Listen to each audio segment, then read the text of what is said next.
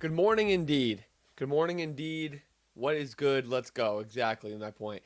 I always go to say good afternoon, and I always mix up that it's not the afternoon anywhere unless you're in, like, I guess Europe, it's like the afternoon. I don't know if we have any people watching over in Europe. That'd be kind of crazy. So if you're in Europe, shout out to you. That'd be sick. Nonetheless, good to be back. Another Friday. College basketball weekend preview and answering your Q&A and best questions. You guys know how it works. Run your questions and comments throughout in the chat. I get to YouTube ones first before Twitter ones. So if you're on Twitter, go to YouTube. But I will try to get to all of them. Um, what is that outside? Sorry, I got these birds outside my window right here, and they all go crazy, and they're doing some kind of dance over there right now. Um, Very excited for this weekend. I am going to be great timing, Sam. I'm going to be at the Garden tonight for St. John's UConn, which will be very, very fun. Talk to me nice, or don't talk to me at all. This is going to be awesome. I haven't been. Have I been to a St. John's UConn game in the Garden? I don't think I have yet. So this is probably going to be the best game I've ever seen in the Garden in terms of environment. I've seen a lot of good games there. I haven't been to a St. John's UConn game, I don't think. I've been to multiple St. John's games, but I have not been to one when they play UConn. So it's St. John's home game. St. John's has been playing very well. UConn thinks it's a home game for them. Store South. They also have anime night tonight. I don't know if people know about that going on right now, or not anime night. It's One Piece night for any anime expertise experts over there. But they've been doing One Piece has been doing like college basketball partnered One Piece nights. They did it at Rutgers. I think they have them planned at like Washington in the Seattle area and maybe some Cali, San Francisco slash LA areas where a lot of big Asian American and Asian cultures and communities are. The Rutgers one, the tickets were actually hot, even though it was Rutgers, because the anime fans wanted to be there and they have like collectibles that they were giving out. So I just ranted on about that. It's a St. John's home game. They're playing really well. They need this game. They're playing UConn. UConn thinks it's a home game for them, and it's One Piece night. So the ticket sales are going crazy. It's a completely sold out game, like without a doubt. It's going to be absolutely crazy there, the environment. So I think that I will confidently say that this will be the craziest environment that I have ever been to in Madison Square Garden. I mean, I saw an Elite Eight game there. What else did I see? That was K State against FAU. UConn games do get rowdy, but I don't know. I think this will be the craziest one. Asked about the Garden. It is going to be a great. It's going to be a fantastic game. I don't want to gloss over the matchup itself. I think this is a chance for UConn. UConn wins this game. They win it comfortably. It's a runaway Big East for them for sure. It won't even be relatively close. St. John's has been playing a lot better. They're on like what, 7 game win streak. 8. I feel like they haven't lost in a while. Let me pull it up. St. John's hasn't lost since the Providence game on January 3rd, which is actually kind of wild and crazy, crazy impressive. Let me pull it up real fast. I see all your comments coming in. I promise I'm going to get to all of them. Share screen. It's like I always forget how to do this. It's crazy. Okay. So St. John's hasn't lost since January 3rd against Providence. They've played everybody basically in the Big East. They've beaten everybody except for UConn and Providence. If my quick math is right there. They've been playing very well. I still think UConn's a much better team. I still think UConn, the strengths of St. John's can be mitigated by what UConn does so well. It's going to be a nasty game, gritty game in the best way possible, in the best Big East way possible. But I think UConn is the far superior team. Again, even though St. John's has been playing a lot better. Let me make sure I get to all these comments first on St. John's UConn. Andrew, my man. I'm praying tonight's game is not officiated to the point where Zuby and Regan foul trouble. Expecting Dill Mitchell and Silas Demery. And see if ball can get going. Hope to see you tonight. I will see you there. We'll make sure of that. St. John's band was rocking, but you know what though? Like I was at that game. I don't think it was that crazy. Like I have been to a lot of the what's it called? A lot of St. John's games where it's quote unquote rocking. I don't think the environment's amazing, but it was good that game. It wasn't amazing, I would say. Hell yeah, babe, better get up. We're here. All right, let's run through the comments. Let me run through comments real fast, then we'll get back into some games and flow from there. Where'd it go? There it is. What's wrong with BYU? And as an Oklahoma State fan, watching us beat them, it felt like a coaching problem, not talent. I think it's more roster construction. They play through their three guys so much, and when they don't get anything, if they don't have a great game from at least two of them, then they're going to be in trouble, especially defensively. It felt like they were just completely out of it, and Oklahoma State was punishing them. Anthony Roy was having a damn field day against them. I like Kevin Young, I like the coaching staff, I like the system for the most part. They do play a lot of iso ball and play through usually Richie and AJ, try to get them looks no matter what, and then everything else is secondary after that. And I think if that's not going, then things are going to break down pretty quickly, especially in a game versus a team like Oklahoma State where you're really trying to keep up. I don't know. Whoops. I don't know what to feel about. Where'd it go? I don't know what to feel really about BYU because I'm gonna bring this back up. BYU before that game, before this loss, I'm thinking, okay, you know what? They've been okay, right? Like they 3 losses in a row looks bad, but Arizona and Kansas are fine. Texas Tech and UConn, those 4 losses are like, okay, great. They haven't been able to beat great teams. My worry was like, can you beat Houston? Can you beat Arizona, or Iowa State, or Texas Tech before the season's over to prove that you can actually beat really good teams and make a run in March and win consecutive game after game against good teams? Because they haven't been able to do that all year. This is alarming. Getting 100 piece essentially by Oklahoma State in a game where you need to bounce back, I think is bad. Now they have to go play Houston tomorrow. Is going to be a problem.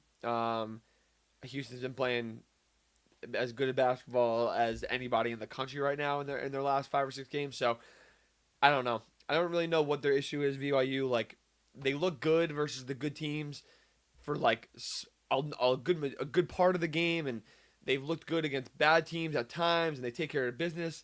I don't know. Maybe the beating Clemson, but they also beat like Nova, Dayton, I guess, but Nova, Miami, Wisconsin pretty handily. I don't know. They're a really confusing team, to be completely honest with you. So I genuinely don't know what to feel on them at this point. Let's see what else we got in here. Can you see Miami jump more than just one spot, where they keep moving up one spot till they lose? If you're talking about the AP poll, I don't think they're necessarily going to. It'll be more the latter. They'll move up until they lose, and slowly. It won't be for sure one spot every time. It might be 0 spots, and it might be 3 spots. One, like it depends who loses in front of them, right? Watch if I pull this up real quick. Let's see what the AP top 25 looks like. I want to make sure I get the teams ahead of them right. Get these ads out of here, dude. So St. John's, good example. If St. John's loses to UConn, maybe they don't move down because it's UConn. But Arkansas, Clemson, St. Louis hasn't lost. If like Arkansas loses again, then Miami might be able to jump 2 spots up if St. John's loses to UConn also, or if UVA lost twice, or Florida's a bad example, but you know what I'm saying, where it depends what happens on the teams above them to see how far they're going to move up, if at all. If all these teams take care of business, Miami's not going to move up at all, even if they win. If they lose one game, they're going to drop out, I think, for sure. But if they keep winning, there's no way they're going to drop out of the top 25 until they lose a game. If they do at this point, which is kind of crazy to think about. I'm not doing this. Max, I don't know if you're we're not doing this. I'm not doing this nonsense. Listen, I think I put it on Twitter. If GCU is recruiting him, which they obviously are, if he goes there, I don't know if it's going to be hate watch GCU all the time, but it's going to be pretty damn near hate watch all the time. It's crazy to me. It's crazy that we're in a point where Amari Bailey goes from being an NBA draft pick, playing 10 games in the NBA, to now maybe playing in the Mountain West. Like, I don't know if it's a combination of money and just teams and like situation for him, and I have no idea, and maybe someone he knows on staff, because you would think Amari Bailey, who was a really good player at UCLA and is a literal NBA player, would be able to go to Power 5 schools. I understand it's like if GCU versus this school, it's just GCU right now. No, there's been no word about anything other than GCU. He does not deserve to play college basketball. Shame on GCU and shame on them for recruiting him, I think. And listen, I got a lot of GCU people out there. I know them well. I'll gladly say shame on them because it's gross that they're recruiting him and that they're completely okay with this. So, I That's all I have to say on that. I think that's on it. This is on Providence. Do you think Jameer Jones, Stephon Vox, Caleb Chance are gone if Kim goes? I think likely that they'll probably go if they fire and if and when they fire Kim English. What other games are you going to in the next week? I'm gonna go. I haven't told anybody, but I'm going to Iowa State again for Iowa State Kansas. I hinted at it on Twitter. I think I said I might go, but I'm gonna go to Iowa State Kansas, and then I'm gonna stay for Iowa State Houston next Monday night. And then I think Purdue and Iowa play on Saturday night also. I just don't know what time that game is at. Purdue, Iowa, that game is at 5 p.m. Eastern time. Last I heard it said 5 or 7 or something like that, or 5 or 8.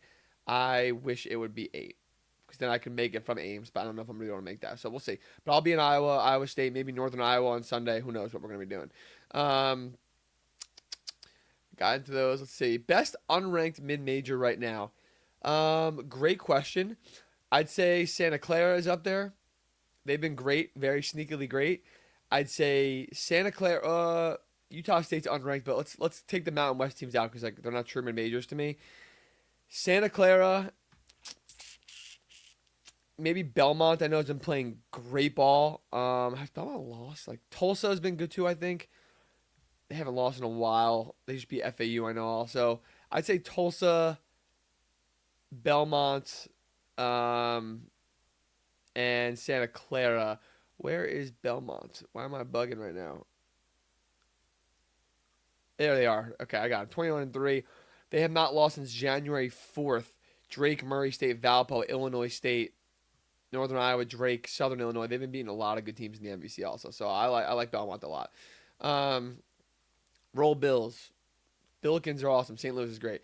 1-19 finish in the Big Ten. Buzz get the can. He won't. Buzz Williams has immunity for another year because he has Bob Oladotum coming in. I know he's going after some other recruits for 2027 that are high ranked also. He gets next year with Baba. I think that's fair. It's not he has struggled in year one at a lot of his schools that he's been at. I think Marquette, A&M, it's not so simple. So I'm okay with letting him have his another year with Baba and see what he can put together with the portal ads too. If they're they're not going to be this bad next year. If they're bad next year and they don't make the tournament and it's wow, this team is just not good, then he's probably getting the can after 2 years. I'd say next year it's tournament or bust for Buzz because he's getting Baba and he's going to get guys in the portal and he's going to keep a couple of the guys that he has around now. So speaking of, did you watch Maryland, Ohio State? Oh, I watched it last night. I watched a decent amount of it. It was actually, for one of the middle or bottom tier Big Ten games you could find on a Thursday night, it was one of the more enjoyable games to watch from a neutral POV. So I'll say, I watched it. Ohio State can't lose games like that if they want to get in the tournament, and Jake Diebler is fighting for his life right now. So how different will the Iron Bowl be if Bediako is deemed ineligible today? It's really not. They're not that different of a team with Charles Bediako. He's not this prolifically amazing player. It adds depth and more power and athleticism and obviously just general experience because he's been there and he's played at a multitude of levels in American professional basketball. But it doesn't really change the style of the game at all. It doesn't change what the strengths and weaknesses are of Alabama that much, other than they have an extra guy, an extra big to throw at you that is kind of someone on the scouting report that is good, obviously. I don't think he does anything prolifically great where Stephen Pearl is changing everything, whether he's playing or not. I think the game plan is still the same for Auburn, and if they can effectively execute that game plan, they win the game. If they can't, whether he's in or out, I think the result, it matters if he's playing, obviously, for both teams, but I think it's both coaches are not sitting there being this is how we're going to do it with Bediako, this is how we're going to do it without it. So I don't think much changes at all. Best mid-major arenas, atmospheres, not including Zags Kennel. I don't want to say a lot that I haven't been to, although the Princeton Jadwin gym is amazing. People have not been there a lot. I'll show you what it looks like if you don't know. Jadwin is incredible. It's like a big dome with a track inside. It's actually sick. This is a good picture. I didn't share my screen. It's actually sick, Jadwin gym. It's like this big dome you can see. The side you're looking at is the bigger side that fits. They fit like 7,000 to 8,000 people. Your capacity, there you go, 6,854, 7. They fit about 7,000 people. Really, really cool arena. You see the whole side like that. It goes really far up, really far out. They have like a nice TV broadcast angle. They have some VIP level stuff, and then they put a another set of stands on the other side. See on this left side right here, there's like a little bit of a bleacher, and then they do bleachers in the back on the behind one basket, and the same thing behind the other basket, like wooden bleachers. I can find a good picture of it. Yeah, they have like wooden bleachers on either side of the basket. So Jabwin Gym is the one that I've been to a lot that I think is really, really cool. I know that there are a ton of great places, like a lot of the A10 schools and even WCC schools and stuff like that are really cool also. So I definitely want to go to more major schools. I've been only traveling to a lot of power schools. I was at Utah State. Utah State's one of the craziest. There you go. That's probably the answer. That's the craziest atmosphere I've been to that isn't a power conference school. And GCU. But again, GCU, they're on Amari Bailey watch right now. BYU, we've talked about that before, is going to be a nasty 7. I thought about this the other day. I didn't want to say it yet publicly yet, especially because they lost this game. They're on pace to be like a 7 seed.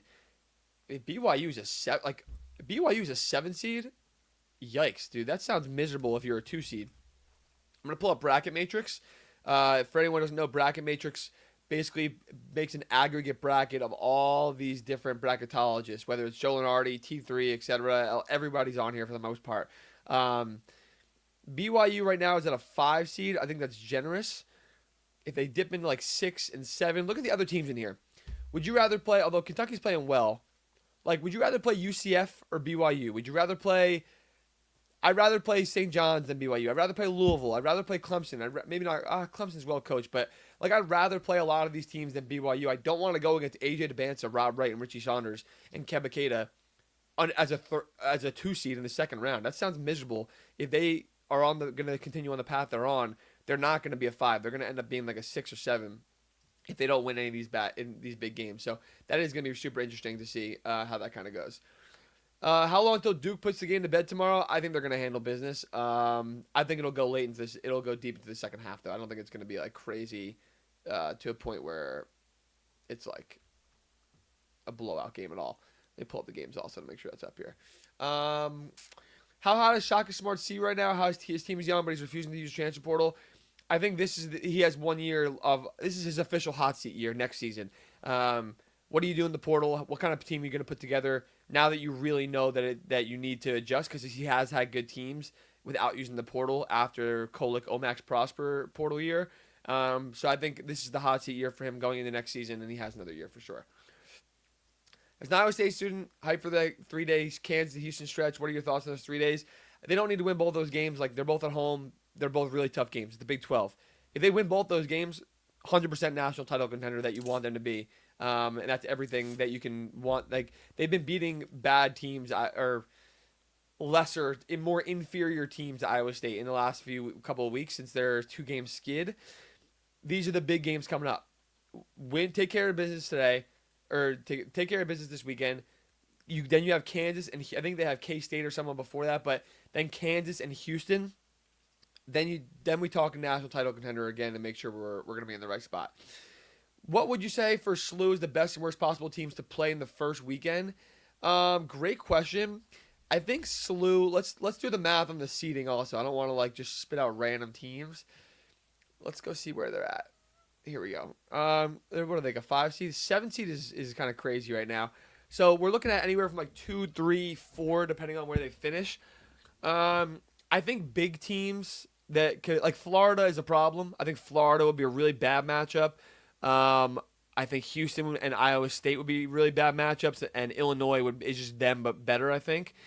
And then I think teams like, it's crazy to say, but Kansas, I think Texas Tech's a better matchup for them. Vanderbilt is the dream matchup for them, I think.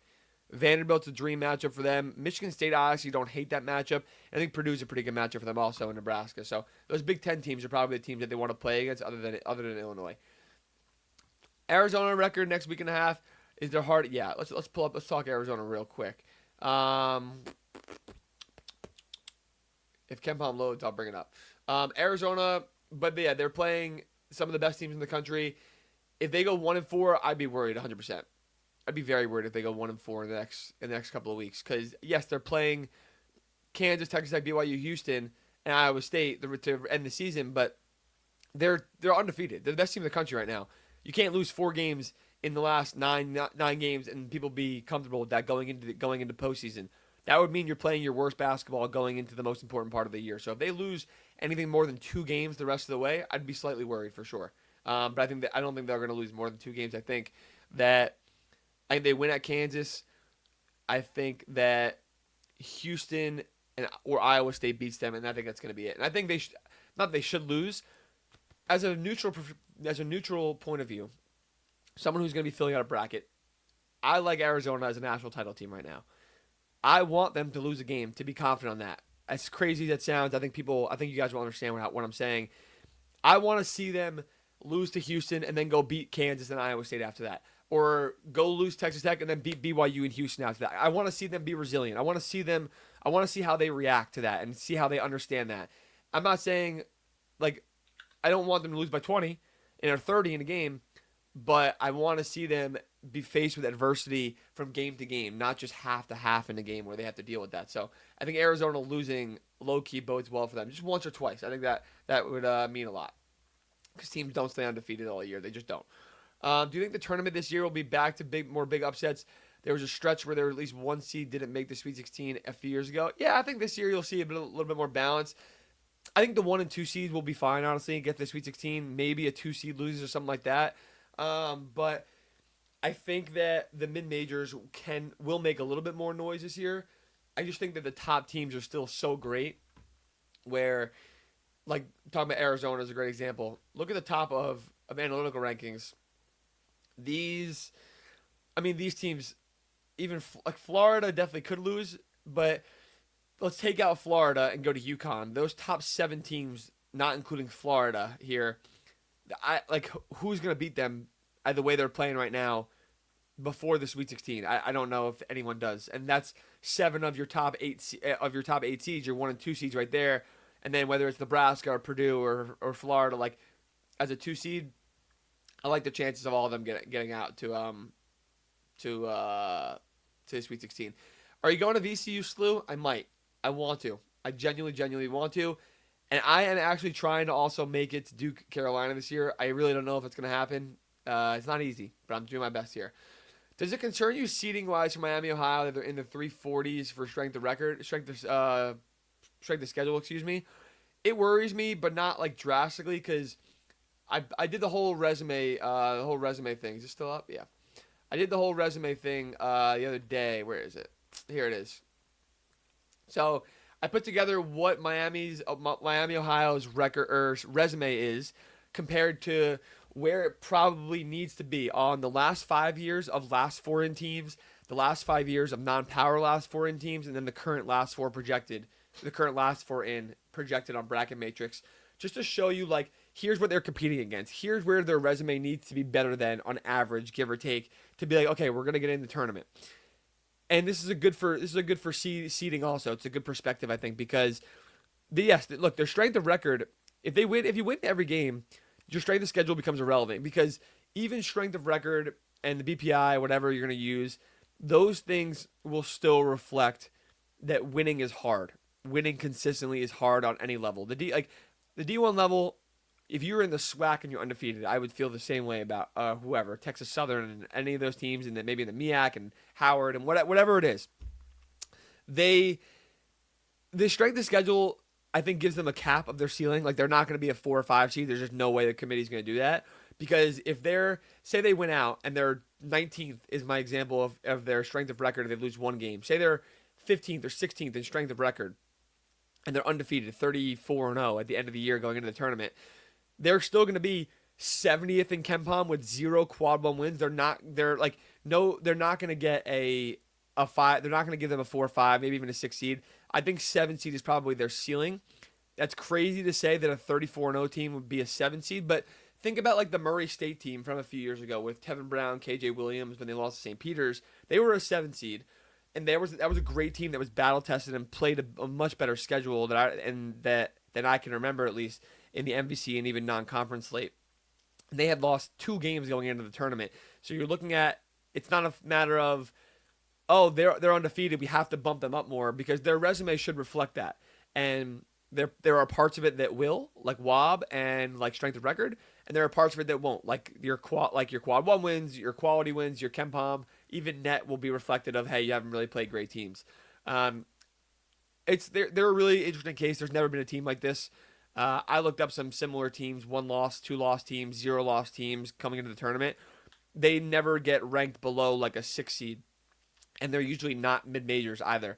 I was on Twitter yesterday. I replied to someone. Someone asked me this. This is important to find.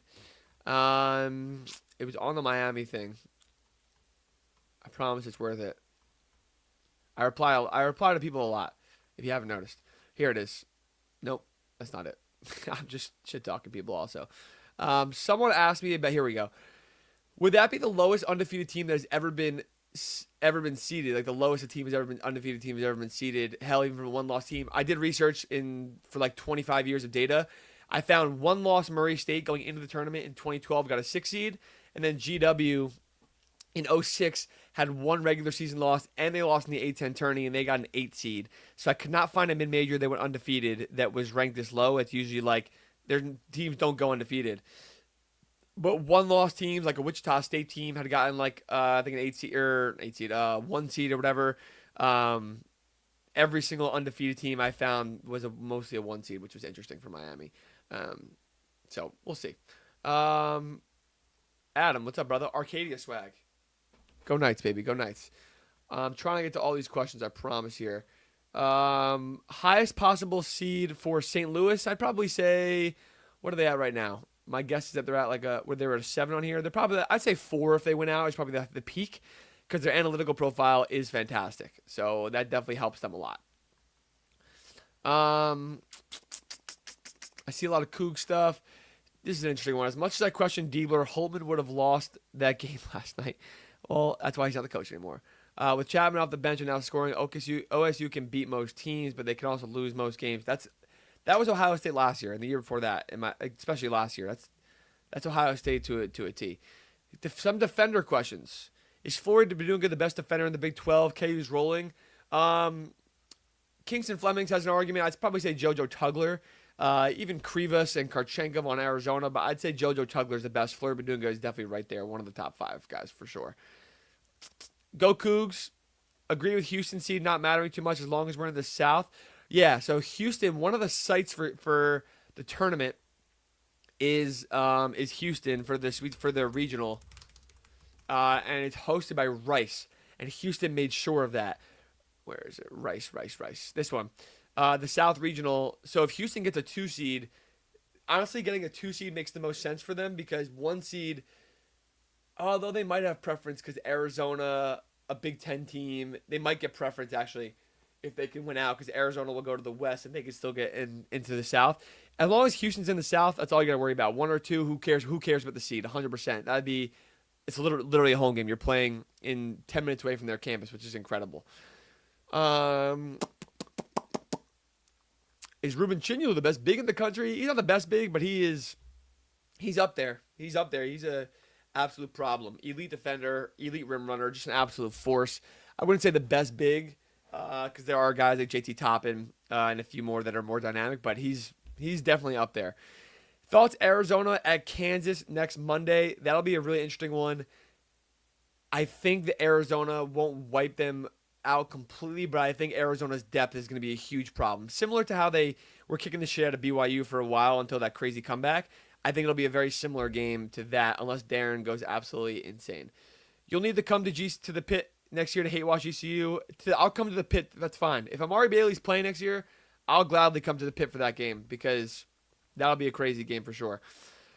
Hard to see the Big 12 winner as the only Big 12 1 seed. Getting the best 1 seed to guarantee the South is the main priority for me for Houston. Got to get 2 of the 3 road games and beat Zona at home. I think that, first off, yes, I think the Big 12 will probably be getting the 2 1 seeds. Right now, I forgot about UConn. They might not. It might be 2 Big 12 teams on the 2 line and one on the 1 line, and I think that's okay. You don't really worry about it as long as you're a 1 or 2. Houston, to get a 1 seed, they would need to lose one game the rest of the way, whether that's winning the Big 12 tournament, because they're going to have to jump Arizona essentially. I think you have to beat Arizona to get to guarantee a 1 seed, because if you lose one in the regular season and then lose the Big 12 tournament, say you lose to Arizona, Arizona locks up a 1 seed, and then you lose the Big 12 tournament, you need Duke, Michigan, or UConn to lose. And what if they just all win out? Like, theoretically, that could happen. So Houston's not guaranteed a 1 seed, even unless they essentially lose one game the entire rest of the way. Jayhawks haven't seen Arizona yet. Can't claim any of the best defenders in the Big 12. That's fair. Seahawks, Cole. I know you're a Drake May guy and a Patriots fan, I think. Is that true? We don't root for the Patriots right here. Do I have any Jet stuff around here? Look at this green chair behind me. You can't see let me show you.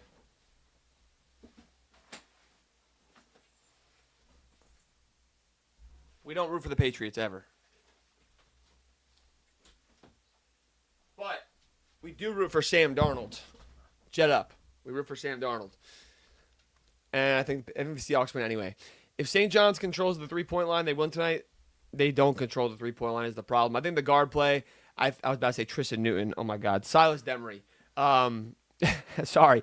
I think Silas Demery outplays the St. John's guard, or if he does outplay the St. John's guards by a landslide that he can, that's going to be the biggest difference, because I think the size will match up relatively well. And I think foul trouble on either side of the front court will be a massive thing also. If one gets into foul trouble versus the other not getting into foul trouble, if that makes sense. Do you think one of the top A10 teams will make a conference jump in the near future? Ooh, interesting question. I've been a big advocate for the A10 and the Big East to do a collab thing where, listen, conferences are never going to do promotion relegation, but if they did, if two leagues were like, you know what, let's do it on our own, it would be the Big East and the A10. I think it's like 27, 28 teams that you put them together. Let Stanford and Cal go back to the ACC. You want to keep SMU in, whatever, or get them to the Big 12 or wherever. AAC, I don't care. But I think that it makes sense because look at the Big East, right? St. Louis, Dayton, VCU. Who am I missing that's good in that conference? VCU, like I'm talking good as in like actual long-term outlook for within the conference. I'm trying to find St. Louis. Here we go. St. Louis, VCU, Dayton. There's not many more. Like George Mason, St. Joe's. The point is that there are at least 3, maybe 4 or 5 teams, programs that are just as good as more as 2, 3 plus of the programs in the Big East, right? VCU is good every year. Dayton is a very high-level basketball program, regardless of what you think of Anthony Grant. And St. Louis, under Josh Hurts, is great. The A10 would love that. The Big East they'll never agree to it because like the DePauls and the Xaviers and the Providences will never want to get relegated.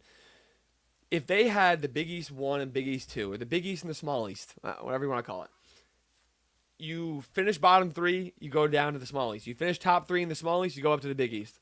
And I think it makes sense to save the Big East because they don't have football. They're trying to do everything they can to make sure that UConn doesn't get poached out and then their conference falls to complete shit. And the Big East Conference is not going to just magically get all this funding and figure out how to get 5 or 6 teams in the tournament again every year. It's not that simple. I think that putting those... excuse me. I think that putting these 2 conferences together actually makes sense for the Big East also. There are, 11 teams in the Big East? And there are, let's see how many teams we got here. 3, 4, 5, 6, 7, 8, 9, 10, 11, 12, 13, 14. So, I'll say, why did I say Cal, SMU? That's ACC. I'm sorry. My brain is all over the place. You got 11 and 15. You got 26, or I don't know if I said 14 or 15. But you got about 25, 26 schools. If you split into a 13 and 13, great. You don't really add to the Big East that much in terms of numbers. You let the Big East operate as the Big East next year. Let the A10 operate as the Small East for the first year. And then you do promotion relegation. You finish top 3, you go up. You finish bottom 3, you go down. Or top 2, bottom 2, whatever it is. It makes sense because it'll elevate the overall quality of the bottom Big East programs. hey, DePaul, you don't want to get relegated to a mid-major league. You better figure the shit out, and you better find your investments. You better figure out how to have a good coaching staff. Which they do now. I do think Chris Holtman's good for them, but you better figure it out right away. Is the point for DePaul and Xavier, whoever needs help right now, and Butler, etc. It forces them to have to keep up with higher standards rather than like Butler with that. It ain't working. Let's just try it out one more year. If they keep that Amada again, no, you can't, and I can't afford that, and that's going to raise the overall standard for the Big East, the top level of what would be the Big East versus the Small East. Regionally, it makes sense. Financially, the Daytons of the world, Dayton, SLU, VCU, they don't have less money than every Big East school. They have more money than probably some of the bottom Big East schools. So I don't think it's crazy to say that the Big East and the A10 should go into a what's it called? A merger and have a promotion relegation. Thank you, Brandon. George Mason, exactly. Duke or UNC? I said Duke before. I just want to make sure I get through all these comments also. I got a couple more left, and then we will bounce because I have to. My little puppy dog, Reese, is having her spay surgery today, and I'm a little depressed right now because she is there right now, and she's under, and she's sleeping. So I am worried. Nonetheless, we move on. I saw a Pacific comment before, did I not? There we go. Is Pacific a sleeper in WCC, or is it a 2 or 3 team race? I think they're probably one of the quote sleepers. But I think Santa Clara has proven that they're a clear tier ahead of them. I still think Gonzaga and St. Mary's are a significant gap better than them. I think San Francisco is better than them. I don't think that Pacific has beaten any of those teams, but it is good to see after Pacific being literally one of the worst teams in the entire country last year that they're able to at least compete and be an upper middle end WCC team in the last year of the WCC as we know it. If they get blown out by Duke, panic meter for Hubert Davis, not that high. They're not. Duke's a better team. If they lose, they lose. I think it kind of is what it is. If I'm Arizona State, I go for Eric Olin. He's at New Mexico. New Mexico is not going to be in the Pac-12 next year. This is a big step up for him. He's a fantastic coach. He's great schematically. He's a good recruiter. He has put together this makeshift team at New Mexico that is a contender to get into the NCAA tournament in year 1 this year. I like Eric Olin for the job. I like Tony Skinn, but he's a DMV guy, so I don't know if that really makes sense. I think Takayo Siddle at UNC Wilmington has been really good for 5-6 years straight there. So I think those guys are good. And then I would look into whoever, like Casey Alexander at Belmont, but I don't think he's going to leave the Tennessee South Midwest area at all. So Dayton VCU, I like VCU. I like VCU in this game. I love the way they play. I think VCU's the better team. Extend Bobby. Listen, if ASU extends Bobby Hurley, they're basically just throwing their program away at that point. Or not throwing their I mean, they kind of are. Let's be honest here. Is Oklahoma State in the tournament after the win with BYU? I think they were already in. Let me get their resume up, and I'll tell you. They were not already in. I lied. They're probably on the verge of like last 4 in, is my guess, based on metrics not updating with that win.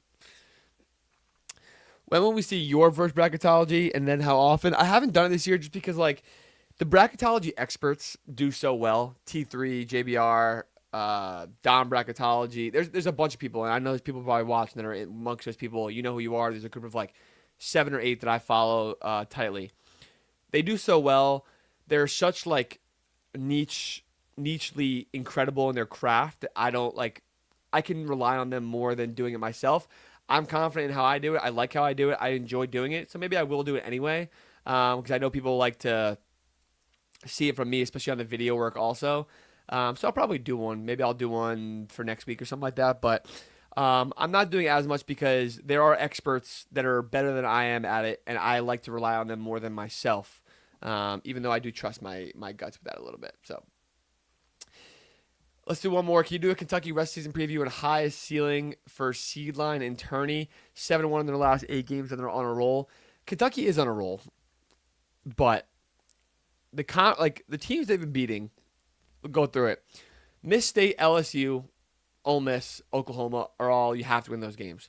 Tennessee, great win. That was a ridiculous way to win that game, but Tennessee, great win. Texas, At this point, you really need to win that game. Sure, they lost to Vandy. Vandy's better than them. Arkansas is a great win, I think, especially on the road. But none of these wins are like resoundingly, ridiculously great. At Tennessee, I think is the best one, obviously, and at Arkansas is good. It's just like the SEC is so clustered together in terms of the quality of teams being good, not no great teams other than maybe Florida. Seed wise, I think they have a lot of losses that will affect their like they don't have any great wins outside of St. John's and outside of the SEC, excuse me. The Indiana win I don't think is drastically great. So I don't think they have enough high level wins to bump up into the 4-5 seed territory.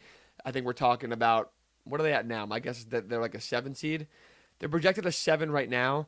I would say their peak is a 5 if they like continue to win like this at this rate, and their floor is probably like a 9. They're going to be in that sticky situation range for sure. Yeah, they're going to be in that sticky situation range for sure. How would it be for MSU if they lose tomorrow? I keep saying one more question. This is actually the last one. They're playing Illinois, I think, right? That Illinois is better than them. Illinois is a better team. I would not be worried. I know they're at home, I think, is if that's correct. At Michigan State, yeah. I mean, it's not the end of the world. It depends how they look. Can they keep up offensively? Can they stop a team like this on the defensive end? And not like it's just the offense for me. Like if they're going to be shaky and stagnant in this half-court offense, like always, then it's just, I'm not more panicked than I already am now. I think they're good. I just don't think that they're. I just don't think that they're like this. They can't be this offensive juggernaut team to an extent that they need to beat teams like Illinois consistently. Can they win at home? 100%. They need this win big time. They have been on a little tiny bit of a skid, I'd say, in terms of quality and whatnot. Obviously, in the Minnesota game after the Michigan is 2 in a row. Obviously, this would be 3-0, which would be relatively alarming. But then they get Wisconsin, UCLA, Ohio State. None of those games are easy, but they're easier in the realm of the Big Ten. And then Purdue, Indiana, Rutgers, Michigan. So it ain't easy for Michigan State the rest of the way. They're going to lose a couple more games, if not 3 or 4 more games the rest of the year, which could dip them into some pretty shitty territory for seeding-wise. This is actually the last one. Final Four right now. If I had to pick a Final Four right now, I would probably go with Arizona, Duke, and then either 2 teams from Iowa State, Illinois, Houston, I'd probably go for. Maybe a UConn. But if I had to pick, I'd say Arizona, Duke, Houston, Iowa State. That's what I would say. Actually, last one, I promise. That's it. I'm not answering any more questions. Sorry. I see the other questions too, but I'm not answering because I have to stand in my gut here. Appreciate y'all for tapping in as always. I hope you guys enjoy your weekend of college hoops. It's going to be a great slate again this weekend. I can't believe March is so soon. Tournament's going to be happening so soon. We'll be doing this next Friday again. If you need to rewatch this, I'll put it on YouTube. It's 11:45 Eastern time. Give it till about at like noon. It'll be up and fully good. Maybe even sooner. But I'll have it all up there. Next week, I'll be in Ames. Will I be able to do this next Friday? I think so. But we'll see. It depends what time I gotta go into the facilities and whatnot. But I'll be in Ames next week. I'll be at St. John's, UConn tonight. If you're gonna be there, come stop by. I'm excited. It's gonna be a really good game. And like I said, enjoy the games. Enjoy your weekend. Stay happy. Stay safe. Will you have a first week watch party first weekend? Not sure. Maybe for Selection Sunday. So appreciate y'all. Have a great weekend. All right.